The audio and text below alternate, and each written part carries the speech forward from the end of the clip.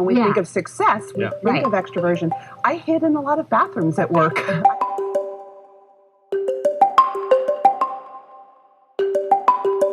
Now that the pandemic has chased many of us out of our offices, we're chafing under the new remote rules of work. Many of us walk around all day long being constantly kind of triggered and made anxious by all the emails and all the Slacks coming in. Whether or not they are substantive or need to be responded to, they have become that in our brain. And so we are constantly walking around reacting in an anxious way.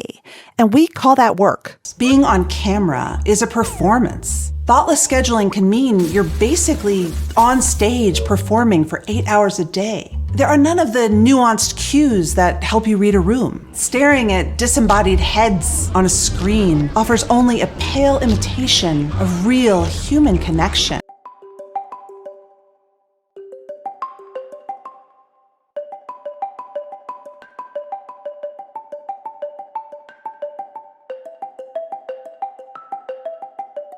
Anxiety, when it's just free floating and stuck in us, does us no good. We all know the feeling of just having our brain in a spiral at 3 a.m., right? Can't stop overthinking, so worried. But if you can take the anxiety out and give it a job, you can actually put it to use. With workplace mental health, you can't make it only about the personal, because so much of it is systemic and societal, and yet so much of it is personal.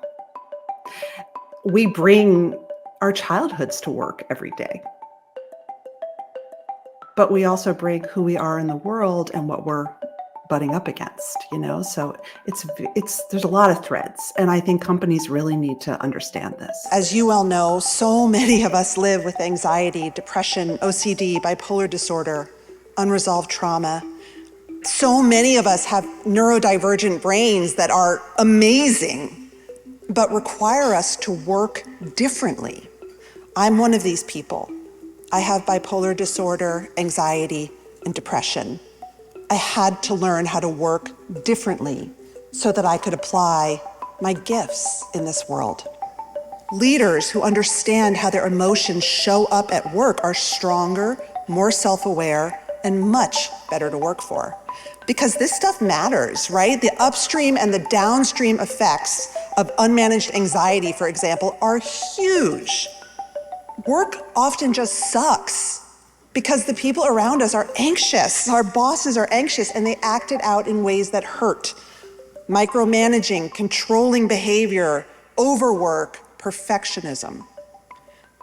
But when you understand your anxiety and you get help for it, you can manage it. So many of us, 86% of us, at some point in our life will experience a mental illness. And anxiety is one of the most ancient, fundamental, and normal human emotions that there is, right? We all feel it. It's part of leadership. I don't think it's indulgent to take care of your mental health. And if you're in crisis, you're in crisis. But there is a way to handle it at work. We need to be professional. We need to have boundaries, right? I always say to managers, it is not your job to be your team's therapist. That is not in your job description.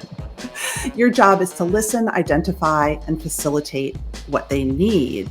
So there's a concept called boundaried vulnerability that I really love. I think one of the things that leaders struggle with, but I think is okay to be a little bit vulnerable with, is to say, oh my gosh, this is really hard. Every leader has to find that balance of being vulnerable and open and not denying reality, but not being a full-on mess in front of the team. I really would prefer to be by myself in my home office with my cats.